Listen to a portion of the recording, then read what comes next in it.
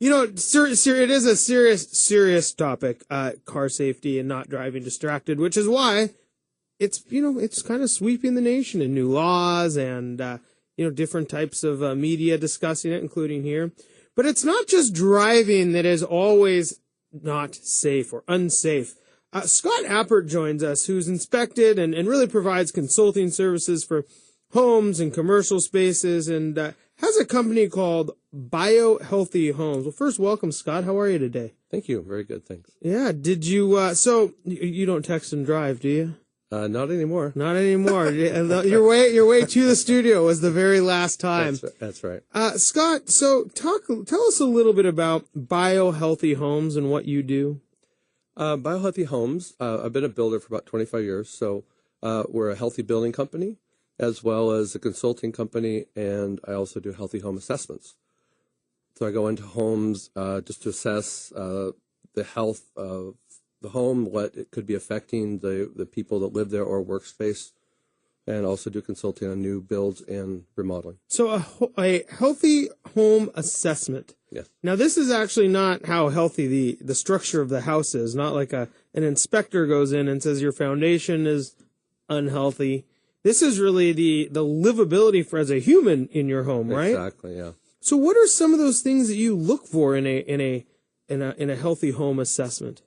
Well, basically I go in and based on all my experience as a builder and remodeler and all my training, I look for anything that could affect the health of the person living or working there. So instead of a green building focus, which is based more on the ecological part of buildings, I look for the biological level, which is the building biologist was started in Germany in the 80s, and it's the science of looking at how buildings affect the human health. So we figure if it's good for humans, for biological, then it's going to be good for the earth. And so greenhouses are good maybe for the earth, but yes, don't necessarily take into consideration the health of the people living in it. Not necessarily. They can, but it's not into the scope necessarily. Now, how does it differ? Well, we're looking at different aspects. Of course, green building does do indoor air quality, but electromagnetics from your home wiring system can affect you. Electromagnetics are high-frequency radio waves from the wireless, whether it's wireless inside your home or coming from outside your home. Cell phone towers, radio towers, things like that. Queen Anne Hill is quite full of that. And things even from furniture cabinets, things that are built with formaldehyde glue, paints, building materials from glues and, construction materials, things like that, and furniture, furnishings. All those can contribute to a level that can, one thing might not be harmful, but when you start adding all those elements up.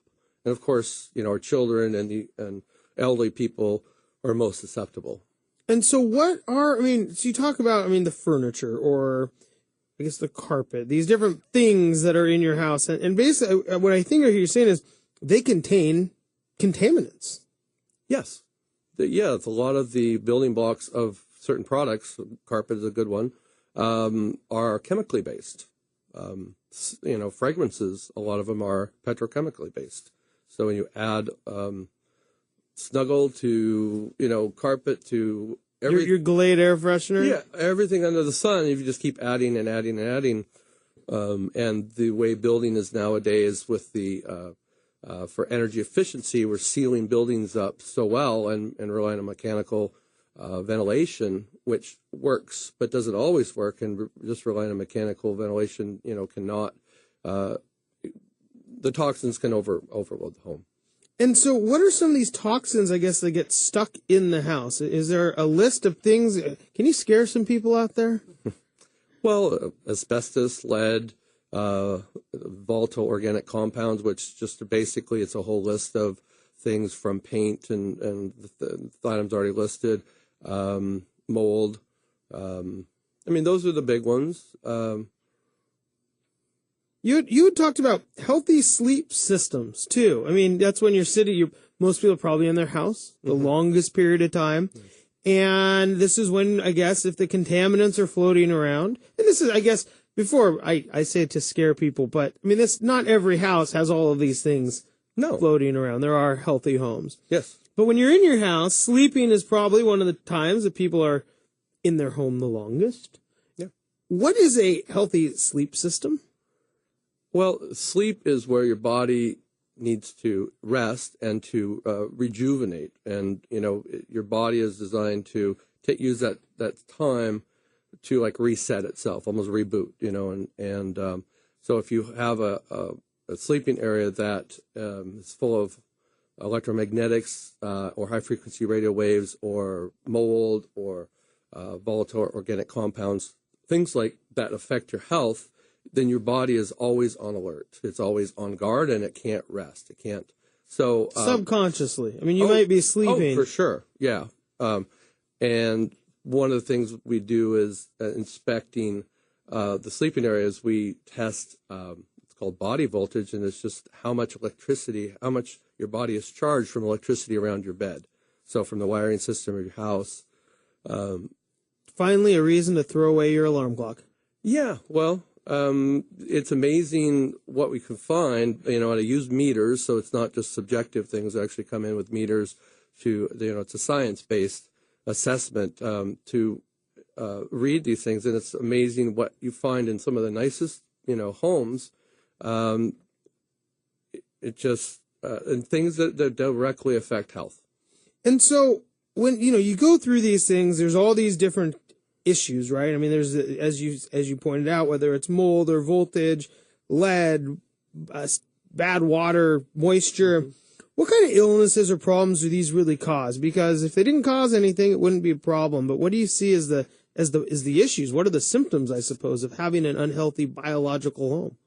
Well, the way we look at it, and this is the simple, is your body is like a rain barrel, and your toxic load of your body, as it increases, at some point, your body can have a breakdown.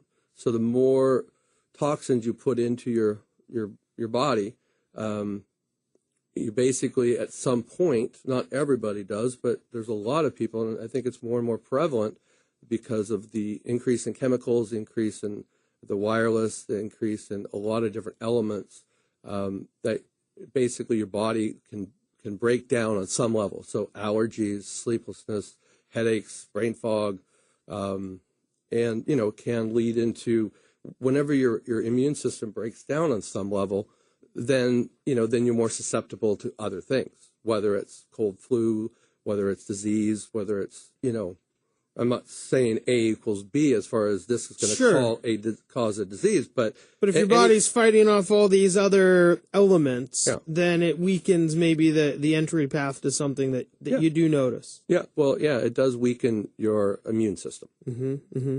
So what do people do? I mean, Scott, how do people remedy these problems? Well, depending on the issue. Mold, we remove it. Or remove the issue. If there's water intrusion, we have to stop the water from coming in. If it's electromagnetics and coming from your wiring system, or we fix that wiring system, we remove, a lot of times there is one element, either it's miswired or there's an element that's been added to it that we can discover, and we remove that. It just all depends on what we find, but it's once you find it, then you can, you fix it. I mean, you got to know it's there first, right? I mean, isn't that kind of the big thing is people you just don't know what you don't know. Yep. And so somebody probably calls you that you come into their home and all of a sudden they got to just be thinking, wow, like this is in my house and I don't know because you can't see it or touch it or feel it maybe. Of course. And then they realize that, their child has been sleeping in an area that they didn't know. And, there's no reason to feel guilty because they didn't know. But once you discover what is affecting that area, either we can just move the bed, we can open windows to create we can increase the ventilation, we can, I always start at the simple and move to the expensive. The simple thing is turn something off, move a bed, sure, those kind of things. Okay, we do have to go to break, but I want to get one more quick question. As you talked about just moving a bed, is there a place that maybe somebody or a child sleeps in a bedroom that they shouldn't? I mean, is it like above a vent? I mean, what is that?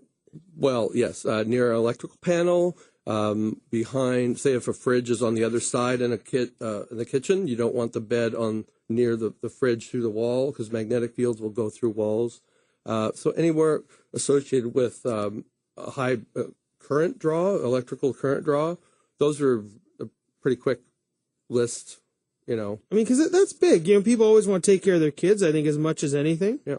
And if just as something as simple as, hey, is there anything just drawing? It could be your parent, the parent's room is facing it, and you can have a big TV and stereo, I imagine, that has electricity drawing to it. And yeah, those tend to be less. Just it's the ones with more of a motor in them, you know, like fridges, furnaces, ovens. So furnace would be another big one. Yep. Huh. I mean, I think right there, I mean, that just becomes interesting, knowing if you can keep your kid a little healthier through very simple tips. Yeah. I mean, moving the bed to the other side of the room might be all it takes to raise healthier kids, which, well, I think that's important.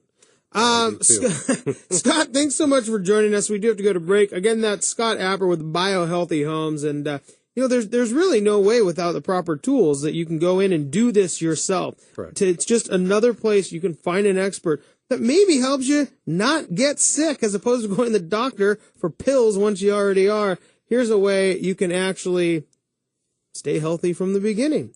Right. You may not have thought about your house as being a big health risk, and I don't think people want to take a lot of risks with their house. Well, you might also not like to take a lot of risks with your money. But did you know how many types of risks there are? Glenn Thiessen's going to join us. We're going to talk about some of those risks that you must be sure that you can manage. We'll be right back after this break.